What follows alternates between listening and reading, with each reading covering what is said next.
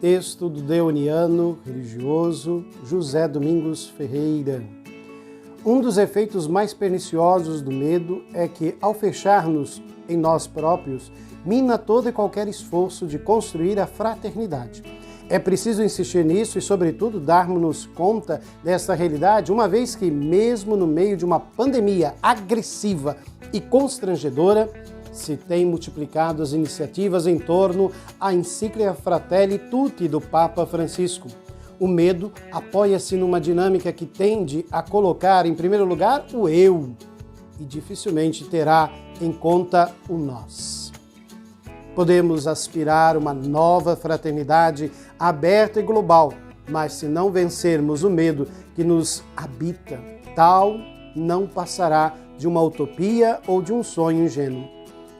Se o medo não ceder lugar ao amor, os frutos deste documento papal correm o risco de ser raquíticos. Se o medo não ceder lugar ao amor, no mais íntimo do nosso coração, haverá sempre em nós uma chama de desconfiança e, perante qualquer tentativa de criar um mundo mais fraterno, levará a colocar um pé atrás e, quem sabe, se não chegaremos mesmo a caminhar na direção contrária. Pela própria dinâmica interna, o medo não gera nunca fraternidade. Estas não são só realidades estranhas entre nós, como dimanam de princípios antagônicos e incompatíveis. A máquina do medo só produz desconfiança, aversão e distanciamento. O medo enclausura, afasta e levanta suspeita.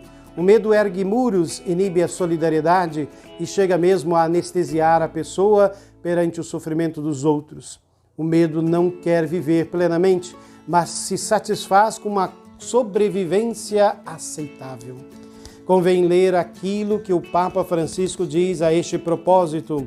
Compreendo que alguns tenham dúvidas e sintam medo à vista das pessoas migrantes.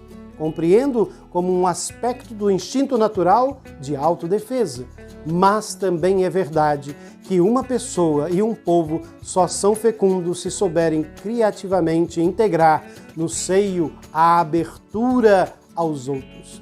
Convido a ultrapassar estas reações primárias, porque o problema surge quando essas dúvidas e este medo condicionam de tal forma o nosso modo de pensar e agir que nos tornam intolerantes, fechados, talvez até, sem disso nos percebermos, racistas. E assim o medo nos priva do desejo e da capacidade de encontrar o outro. O desafio, portanto, que temos diante de nós é precisamente a passagem do medo ao amor, porque, como diz São João, no amor não há temor, pelo contrário, o perfeito amor lança fora o temor.